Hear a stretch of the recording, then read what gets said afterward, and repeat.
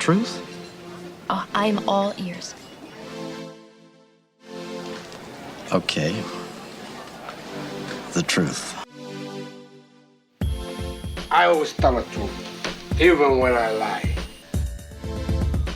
Why do you find it so hard to believe? Why do you find it so easy? It's never been easy. You want answers? I think I'm entitled. You want answers? I want the truth. All I'm offering is the truth. Nothing more. Hello and welcome to Truthful Talk. I am Marco and I'm back with Natalie. Hello. Hello, and we are here today to talk about something which is a very interesting topic. And before we get into explain what the topic is, let's please introduce Audra back to the show. Actually, you haven't been on the show yet. So Audra Darbyshire is with us today. So yeah.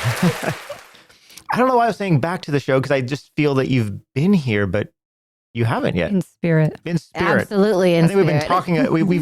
We've talked about you on the show quite a bit. Mm-hmm. So I think that's it. So we felt like you've been here. So how are you? I'm good. Thanks for being here. Thank you. Yay. I'm so excited for her to be here. So the other day or whenever it was, you guys were talking about artificial intelligence and its possible impact on the arts and creativity and everything. And I remember like interjecting myself into that and saying, this is a great topic to talk about on here. Yes. So yeah. So we decided, all right, well, let's bring Audra in and talk about how AI right now in its infancy, but how it's already possibly impacting what we do as artists and how it could potentially impact us in the future.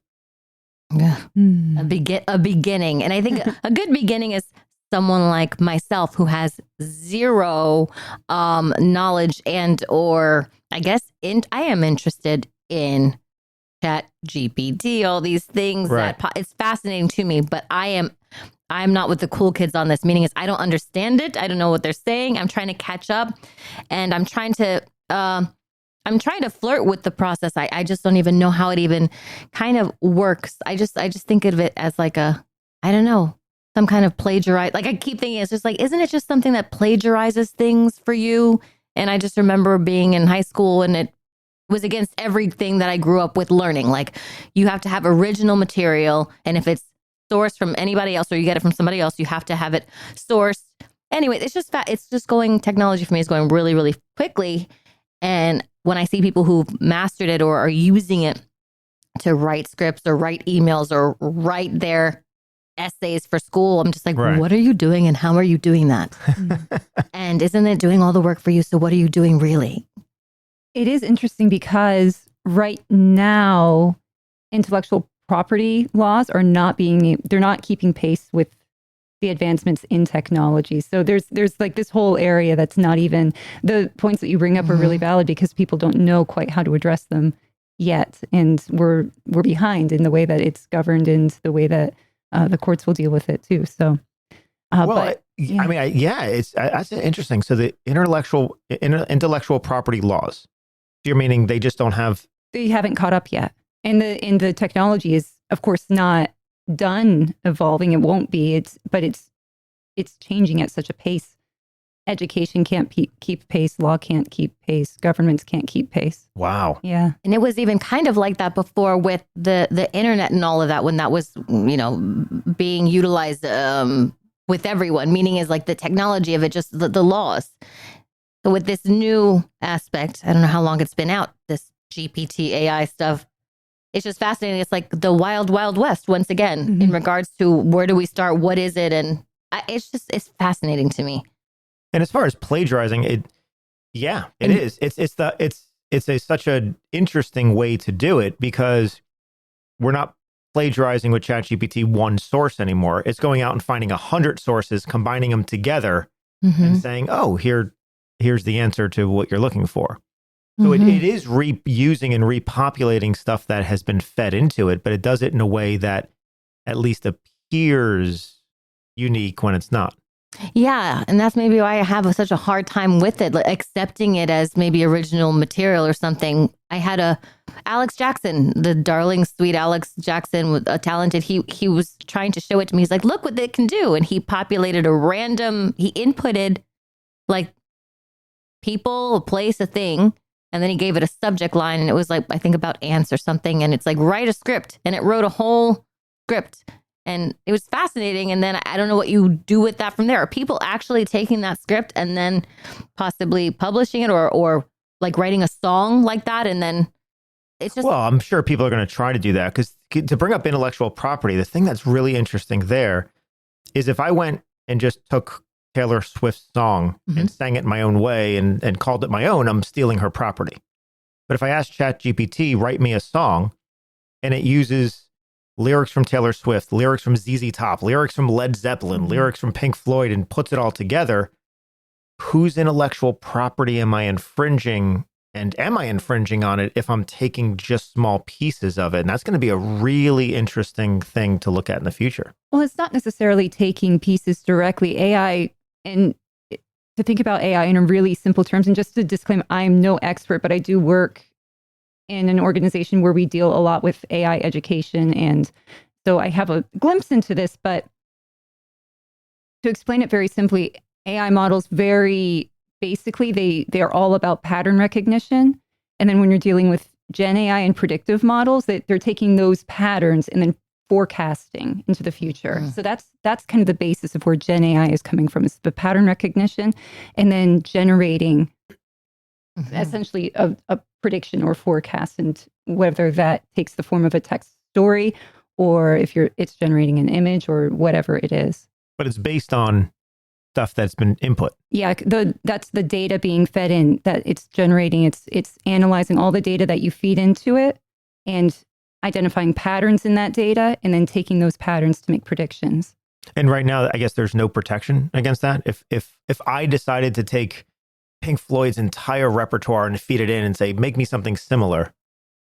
Yeah, I think that's what is being determined now, is what data should AI models have access to, with what levels of permission, all of that. Wow.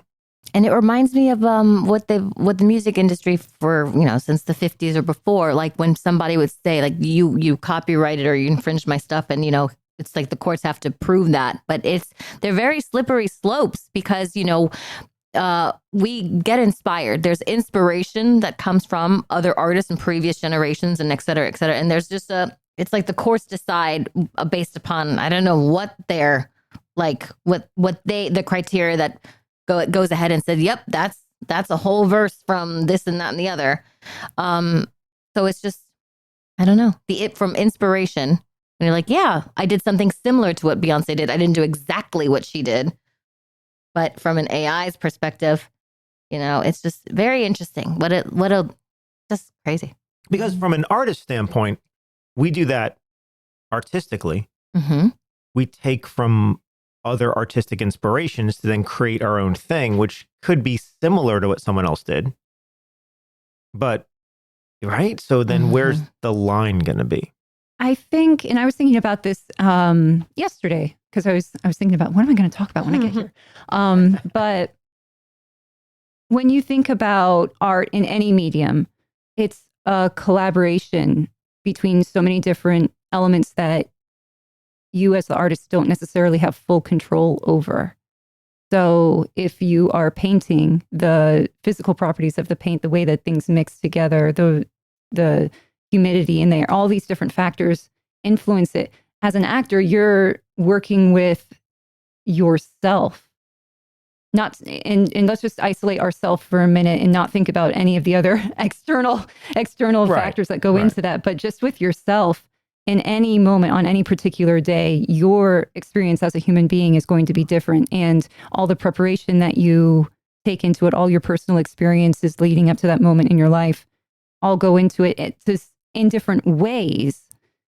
And it will manifest in different ways in different moments. And there's no way, it's just as a human, all the richness that you bring to anything that you do, there's going to be so many different influences. And when you look at anything that AI is generating, there's a hollowness to it. If you read any of the things Right. that are being put together as a script or a short story, whatever it is, it can be entertaining and fun and awkward. There's something missing. It's not quite getting it. Not to say that it won't improve. I'm sure it will improve on scary levels, but there's a richness to the human experience and all the different influences that come into play when you're doing some sort of creative act. I just saw Alien Romulus. I won't give anything away. Okay. But I'm thinking as an actor, right? You got this role or whatever, and it's like we're gonna use your image like in the contract or something. How do you kind of secure yourself in that zone, Marco? Do you have any like maybe, I don't know, ideas or tips for an actor in the beginning I don't even know, like to make sure that whatever that you just did is for this movie? Like you need a lawyer basically, right? If you get a contract like that, you need yeah, I mean, contractually, we have to make sure that there's nothing in the contract that is saying that they can use it for anything outside this project. Mm-hmm. The Screen Actors Guild has been heavily involved in this side of things, making sure that studios are not using AI to replace art, Mm-hmm. but to improve it. So it can improve functionality. It can improve the post-production process of a film. Possibly speed up certain things, but they're not really supposed to use your voice or use your likeness without your without your permission, without your contracted thing. Now, if they say that, like for example, if they go to James Earl Jones and say, "Listen, we want to record a bunch of series of things for you to say, so we can use Darth Vader forever." Mm-hmm. Well after. And if they contract with him and he signs off, and to me, if every time they decide to use his voice to create Darth Vader, they pay his estate, I'm fine with that. Mm-hmm. Like, it's like, because that's where, to me, an actor can win on this is, listen, I'll come in and record once as long as you continue to pay me every time you use. It's kind of like doing a commercial, right? We go and we do a commercial. We do a 2-year buyout, which means the client can use us in that commercial for 2 years. After 2 years, if they decide to use it for a third year, they have to pay us for the third year. That's just a win. It's like, okay, sure, I'm going to continue getting paid for something. It's passive income for something I did 2 years ago. But where they're trying to get away with it is to not pay. It's coming down to the money. Is like, no, we're going to use AI to make someone sound like you, or use your voice to recreate you, but not pay you for it. Right. And that's where, to me, it's unfair for the artist. It's taking the artist out of the loop on that, and still using their likeness, which is not okay. Right. I don't believe AI is going to get to the point where it can create art without the artist. I agree. There's a hollowness to it. I don't think it's ever going to improve, because AI is just that. It's artificial intelligence. It's intellect. It's logic. It's that side. It's still based in a computer program. It's an algorithm. And even if the algorithm gets really fancy, it doesn't feel. And it can't feel. Well, and at some point, if we start relying on, as society, if we start relying really heavily on AI to generate all our creative works, most of our creative works, at some point it becomes cannibalistic. It's only being trained on what's already existing. And so there will be our pace of really innovation in all different fields, not just creative fields. If we're relying on AI to generate our ideas and make discoveries for us, at some point it will run out, because it's not able to truly innovate. That's interesting. Innovation comes from the discovery process, which is something that we are so familiar with as artists, because that's what it's all about. And but you're also talking about math and science, and so science is all about discovery, of course. So this is kind of thinking about, I guess, if you're relying on AI to kind of take from what's already existing and say, look at this huge data set that we've put together from things that are already existing, and identify my the idea for my new startup, my breakthrough tech, whatever it is, Right. then that's coming from what's already existing. And you'll have good ideas for a while, but as we start relying more and more heavily, the new ideas run out because you're not actually you're not putting in new data. Even if you're taking the data from these new ideas that are AI generated, you're just feeding back in essentially recycled information. Just circular at that point. Yeah. Oh, wow. That's crazy. And, to me, I think AI will reach a point artistically anyway. I think it's going to be fad-like in the sense where just like CGI and just like, anything new technology, it's going to be cool and it's going to be overused. I think they will. They'll write scripts, make entire movies based in AI just because they can. Right. And we'll see how long that lives. But at some point, people are going to miss the human element, just telling a good story. It's happening. It happened with A24, the production company. Here's a production company that comes around, right? A distributor. And they're like, okay, we're just going to put out good stories. They're not expensive. They're not hugely with CGI and this. It's not doing what Marvel's doing. It's just a good story. And A24 right now is killing it. I mean, they're like the top studio, this little independent studio, simply because they went back to the very simple thing of storytelling. And I think we're going to see the same thing. I think at some point, a humanly written script, an actual performed, story, I think the human element to that is going to carry an extra value because it's not going to be the norm. Like, right, they went with, when Lucas initially did the Star Wars prequels, it was really like the first time he wanted to do something on a big scale that was shot all digitally, that was done on a green screen. It hadn't been done at that scale yet. So he wanted to say, can this be done? So it was like an experiment. And he did 3 films, all in the green screen, all shot digitally. And they were okay. It started something where then other films took off and it lasted about a decade. And then it was like, this isn't as good. We're missing something.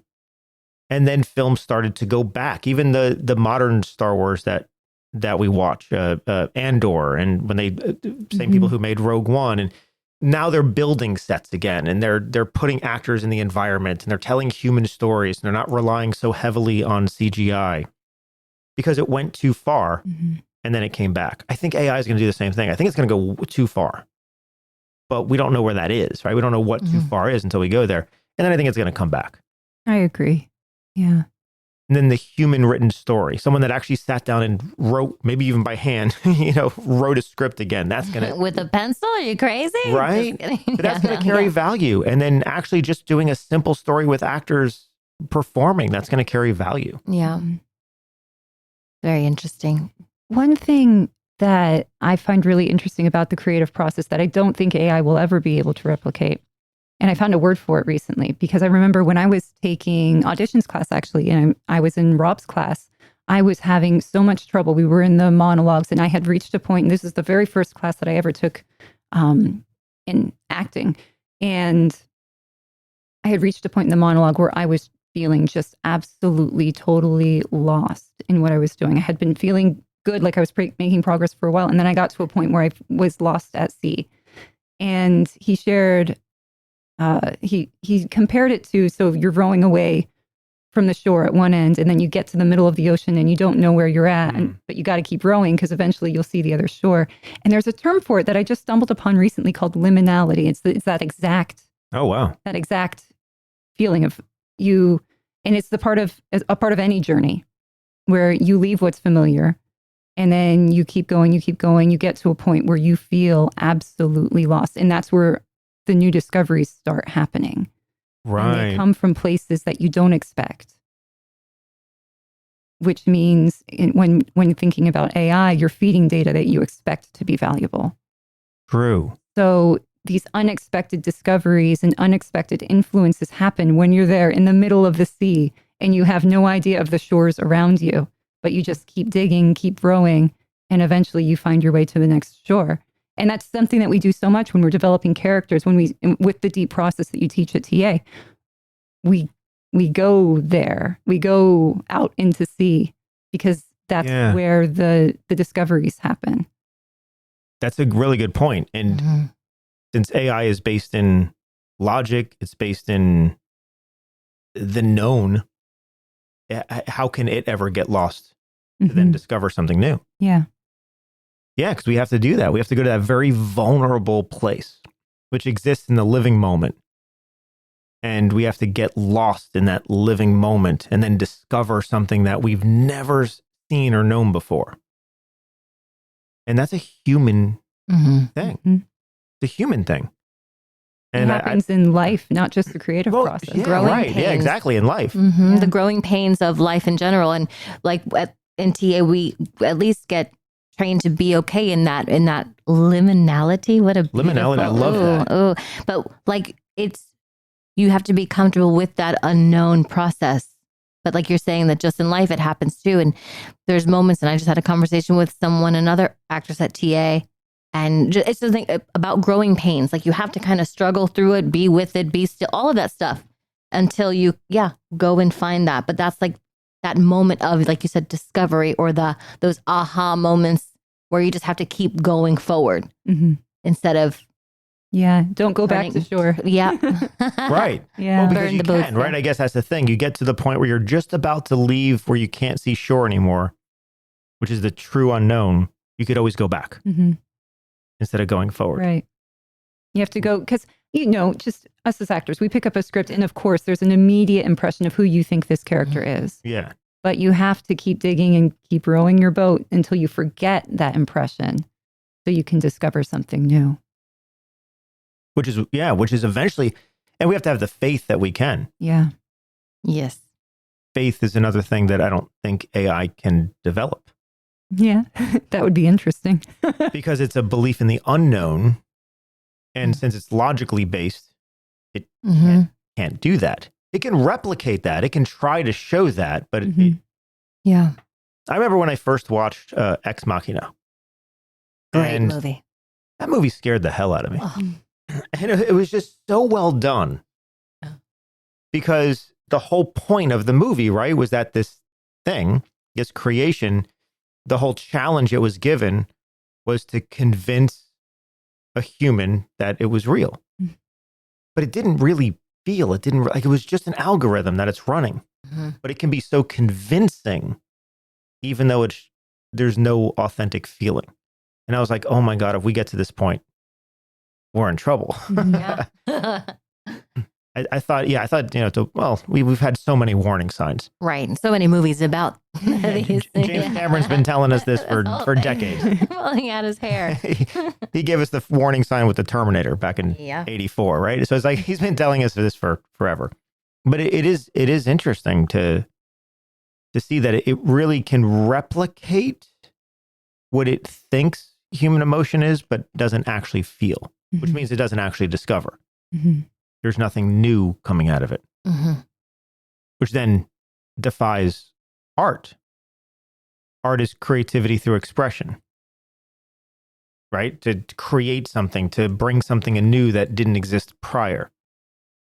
AI, at least from my understanding of what it can do right now, can rearrange what it already has been fed in. It can rearrange. Yes. It's taking the same puzzle pieces and putting them in different order. So it looks new on the surface, but it's really not. And as you said, if it just keeps recycling, over years and years and years, rearranging the same puzzle pieces, eventually we're going to start replicating the same thing. Yeah. Your new inputs decrease over time the more you rely on AI. And your new inputs decrease. Yeah, because if you're relying on AI to do a lot of the human work, then that means less human input is being put into the, just think of everything, all the stuff everywhere. It's one big data set for AI models to train off of. And if humans are relying on AI to create, then those AI generated creations become the inputs. So there's less authentic human inputs being fed into the overall system. Wow. And that's how we were kind of talking about this, a couple of days ago, but we were talking about the actor discovering that the situation with the role, their part, and all that stuff. And then we kind of got to talking about the AIs and all that stuff. And then we were discussing also was like, well, if you have, let's say, a generation or lots of people utilizing this AI for quite some time, they're going to be less inclined to utilize that discovery process or be open-minded enough to have that. So you're going to have, who knows, like a generation though, that's leaning into what the AI can create and do. And so it's going to kind of, maybe take us back just a bit in regards to innovative discoveries that only humans can do. So that was like another interesting topic about it, like people who lean into it and utilize that for their daily life, that they're going to miss something that we've been taking for granted, which is... Well, so could that lead to de-evolution? Yeah. Well, if we rely so much on technology, it's like cursive writing. Oh, yeah. Right? The Gen Alphas and Gen Zs, for the most part, can't write in cursive. Can't read it either. I can barely write in cursive. I can barely write. Honestly. So, all right, so even millennials too. So we have a couple generations that cursive writing was taken out of the equation, and it goes back to print because we're mostly typing. At some point, will we not even write anymore? Or so there's almost a de-evolution in what we can do, and the more we rely on AI to do things for us, well, over time we forget how to do them ourselves. Yeah. If AI gets to the point, when I say AI, but, if we automate the process of farming, if we automate the process of cooking, and we don't know how to do that, we de-evolve. Right? I would say so. I would say that fits, and if it fits, it ships. It's one of the reasons that today, even with all the technology today, we could not build what they built with the pyramids then. Yeah, we don't know how they did it. With the precision. We don't know how. Aliens, Audra. And I mean that. Or is it, well, it could be, or is it just, was that more of have we been de-evolving from that point? Is that more of the precision of where humanity could have been and what they could have created was back then? And we've been slowly going backwards as we've been leaning into technology. I don't know. They're still saying they built it with like chicken bone and why. I'm like, there's no way. There's no way. Chicken bone. Like they're saying they had just rolled it and put it together and stacked it up with, well, it was chicken bone and a shovel. I don't know. With aliens about that. The precision of the math on those is just incredible. Right? Yeah. That's a whole nother topic in conversation. That's a whole nother channel. But without technology, how else could you do it? Right. I mean, you look at any of the things that were, you go to look at the Vatican, you look at like some of the things, like some of the, Greek architecture. It's like, wow, how?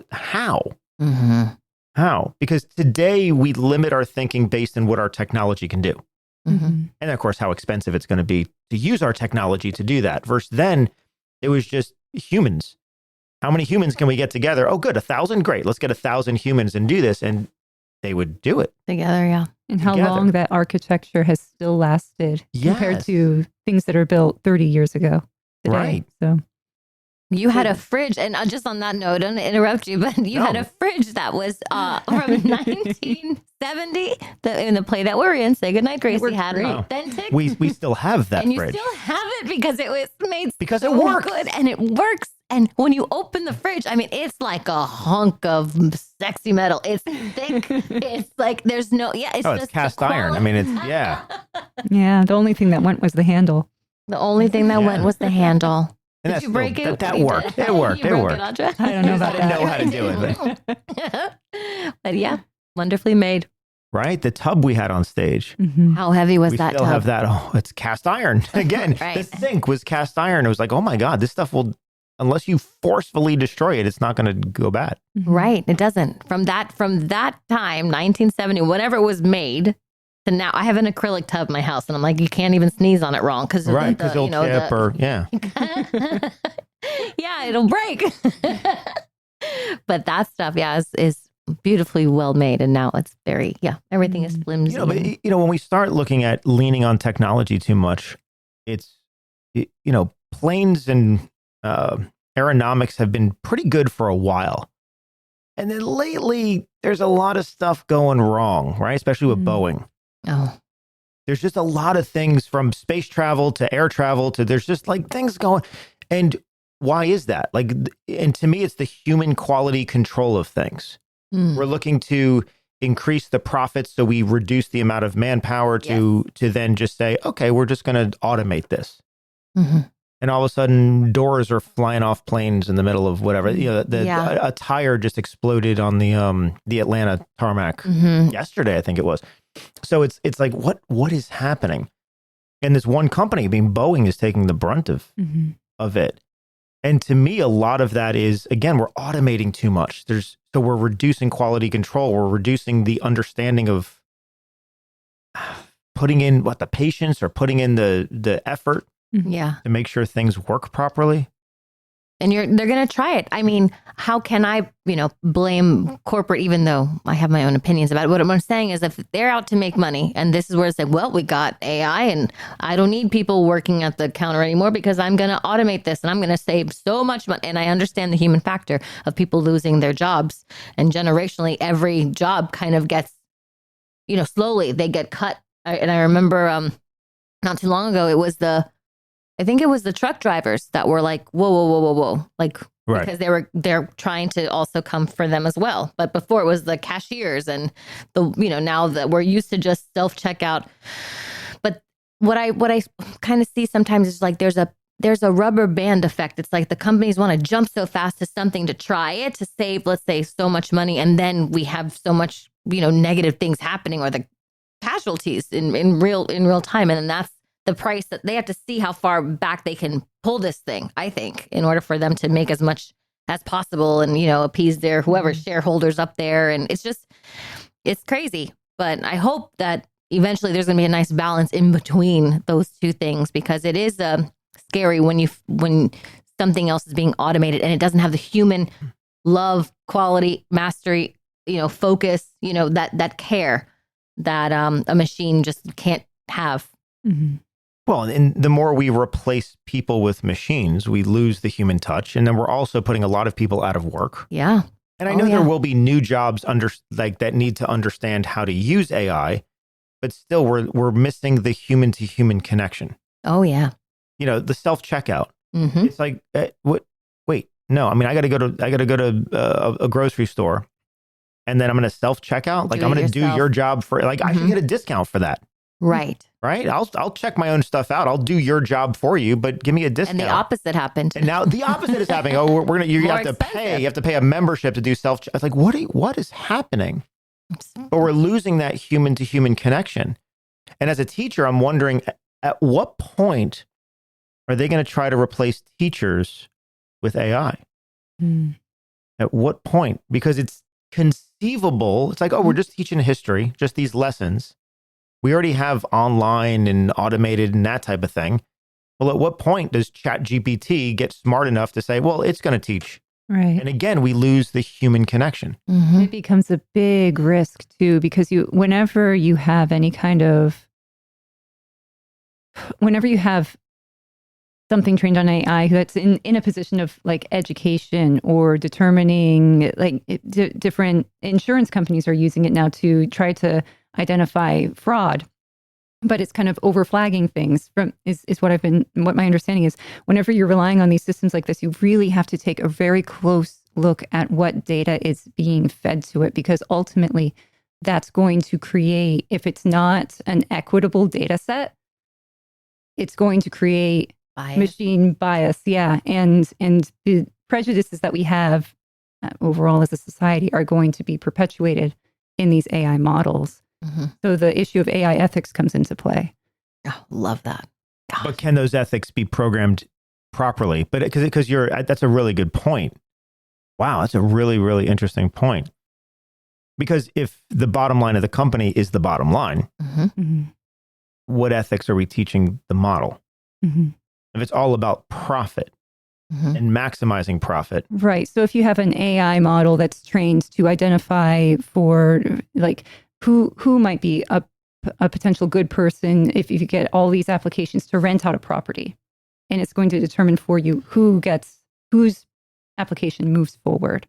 and it's trained on this data set based on past data from this neighborhood or whatever, as far as who's the most eligible renters. It's all those biases that come with income levels and people's background, skin color, all of that stuff comes into play. We're almost going to have an AI version of bigotry. Yes. Yep. If we're not careful, but being careful, you have to have so much foresight because there's always going to be unintended consequences. Right. Well, it's almost like we have systematic racism in society today that most people are even unaware, because everyone jumps to, I'm not racist. I don't believe it. I'm like, well, okay, you might not want to be or intend to be, but systematically we live in a society that supports it. It's just, it's a way it's been, which is why we don't see it. And right. So wouldn't that just immediately go into the AI model as well? And the way our mind works, we kind of evolved in a way to be able to make quick decisions. And that's why our minds have this mechanism for bias, is so that we can make quick decisions. And it's something that as individuals, we have to be really careful keeping an eye on, because it's something that we're kind of hardwired to do to some level. Because AI is essentially an advanced computer program.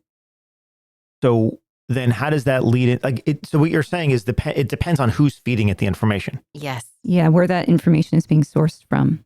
Because like right now in society, we have people that are fighting for wokeism and people who are fighting for anti-wokeism, for example. Right. It depending on what side feeds it in. Right. Depends on how it makes its choice. Right.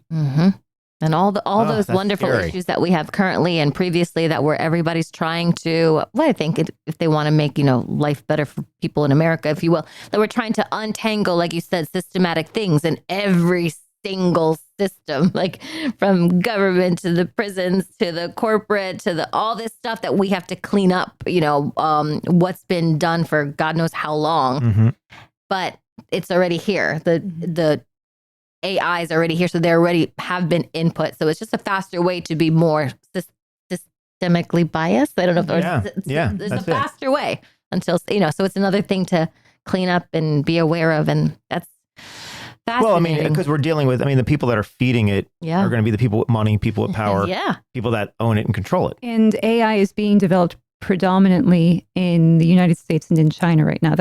These are the two countries that have the most AI patents every year. And really, you think of, we were most familiar with the US, of course, because that's where we are. And you think of where the AI is being developed, it's mostly in Silicon Valley. And Silicon Valley is not the most diverse. No, it's not. There you go. No, yeah. it's not. So. Well, and what's to prevent, because things like this already happen in the non-AI world, what's to prevent big pharma, for example, for coming up and pulling patents on AI or feeding an AI model to say, okay, don't discover a cure for cancer. Sure. Right? Because, they'll lose so much money, right? Don't discover an alternative to fueled vehicles. Almost feeding in the opposite of because again, it's whoever is feeding that information in. So if we have corporations that's all about their bottom line and they're like, okay, instead of finding us solutions, push away solutions. Right. Be blind to solutions that could compete with us, I guess, or to put us out of business. And the alien Romulans ones, it's just the Wayland Corporation. That whoever the AI or whatever you want to call that throughout all of the aliens, their job is to just represent the corporation, because that's what is input in them already to do. They need a whole nother system inside of the robot, whatever you want, AI, that will have a whole different mindset. Fascinating. Wow. Crazy. Yeah, I need to stop and stare at the wall for a second. I know, right? It's a little scary. And I think it's more scary, not from the Terminator destroying us all or whatever. That's the common myth, and who knows, it could happen. But we don't know. But I think it's more scary from just the suppression of mass populations. the Yeah. separation of class, having an upper class and a lower class and nothing in between, simply because AI can make that happen. It allows the 1% of the rich to be richer, And they're getting richer. and they are. And then everyone else to, right? It allows the billionaires to stay billionaires and everyone else to stay poor, Yep. which AI could definitely figure out a way to do that. That's just math. It's like a positive feedback loop. Yeah. Yeah. Yep. Wow. Okay. All right. This is interesting. This is Yeah. interesting. But that's and a side note. But this is why, again, being actor or studying acting, it just opens you up to like the possibility of the human condition from the past, present to the future, to like all of the questions that in our together subconsciously, collectively, the questions that we face as a humanity. And these are things that the actors that we get to, we get to go into and tell a story, and we can, it's just a beautiful, I love being an actor. I'm sure that I know you do as well. And these are the reasons, because it's something that brings to the forefront of an audience or something. Like it poses a question, and maybe a question that one hasn't asked themselves yet. Like, oh yeah, let me, check whatever it is. It's just a fascinating art to be a part of. It really is. Yeah. And I think, to me, theater is the future. I think theater's the past. I mean, theater has been around for as long as there were humans. Yeah. They were performing in some way, telling stories in those ways. And I think theater is the one thing that we can allow to still remain human. Not that they won't incorporate AI in some way, and I'm sure do some neat things, but it's not film where you can generate everything. Theater still incorporates human beings on stage telling a story. And I think that can be the human element that people need. Maybe we'll see even people come back to live theater. And I say come back, it's not that they're, we still have audiences, but not like it used to be. And maybe maybe that will generate more of a need. It's like, no, I need a human connection. I need to see people living their lives or telling stories. And maybe theater can be the way through this. I think that's beautiful. What is it? From your lips to God's ears. But you're right. It's lasted so long that, like, no matter what happens, there's always people trying to basically help other people survive. That's how I see what acting is storytelling, but to help you through this thing called life. And I think that we actually are doing it to help each other, not to harm each other. We're actually doing it to survive help the next generation survive. I think that's what, in theory, that's how I see it as. But it has been here. It's like one of those things that if it stays, even if it goes away for a bit, it will always come back. You will always have that need for that. You have a biological need for connection, and stories are a part of humanity as long as we've been around. So, Right. And so we're going to continue to need that. yeah. So if film and the studios go in this AI direction, which they might, and that's okay. I mean, if they try that, right? But if they go in that direction, theater still exists for that human connection. That's a positive way to see it. Yeah, absolutely. Which is, you're right. I love that. And we can hope it remains that way. Yes. A little trash can robot rolling in like, you're going to take my job. I don't think so. Because we just don't know where. I mean, the big studios they're corporations, and Disney's out to make money. Yes. It's not Walt's vision. It hasn't been in a long time, and it's now one of the world's leading corporations. Yeah, I don't. It's unfortunate that it has to be, because they control so much of the artwork, the movies and the TV shows and everything, and the theme parks and everything else. But they make all their decisions based on bottom line. And I think they all do. No matter what they say, they all do. Well, there was that thing, the Disney lawsuit, where there was a couple that was eating at Disney Springs. She had an allergy, right? She disclosed the allergy. They said this is nut free and whatever free. And it ended up that she died from having a severe allergy attack with the allergens present, right? After she ate at this this Disney Springs restaurant. And the loophole that Disney had was that when they signed up for Disney Plus a year earlier, in the contract for signing up for Disney Plus on your TV, it says you cannot sue them for any reason.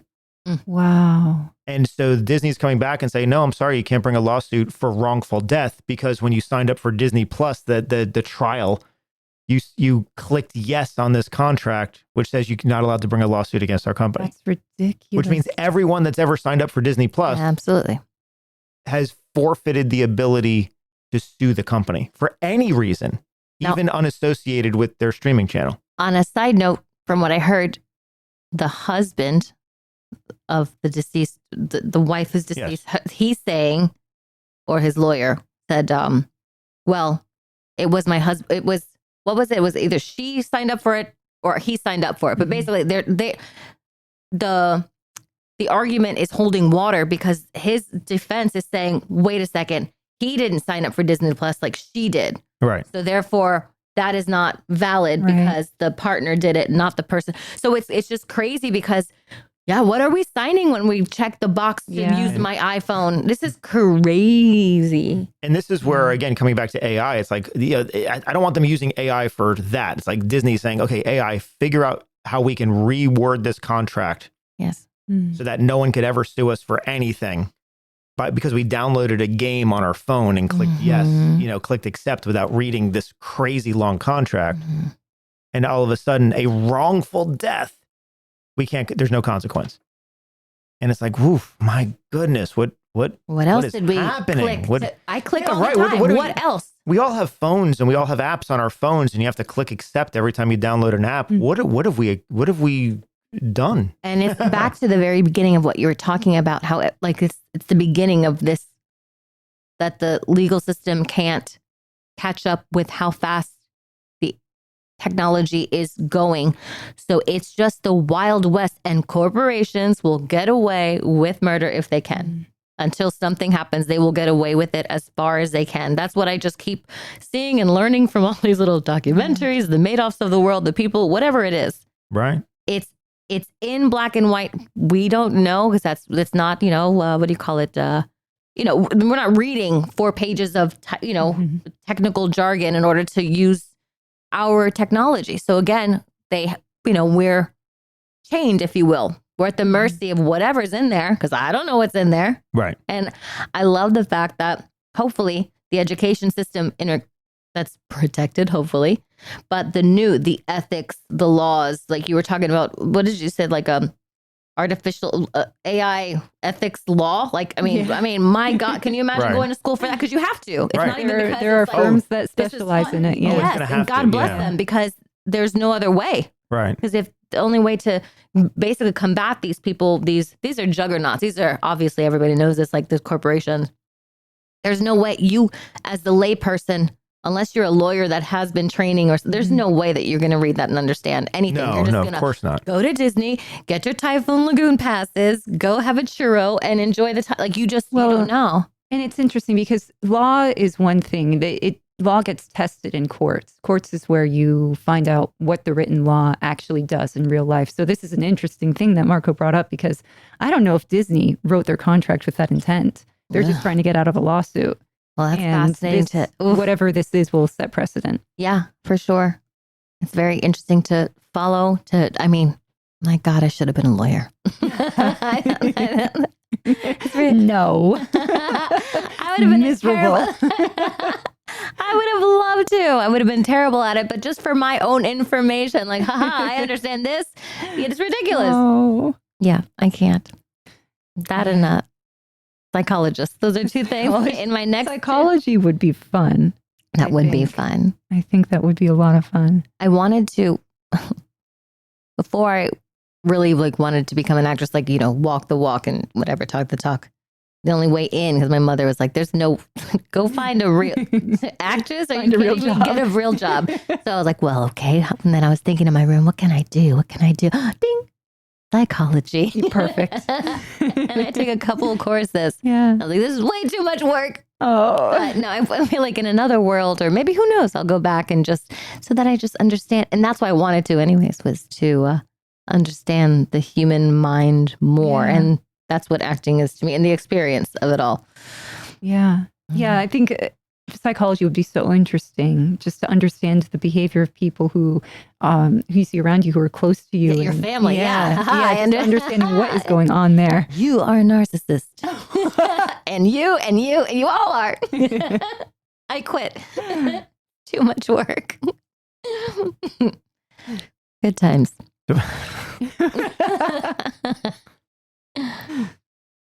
So what's next?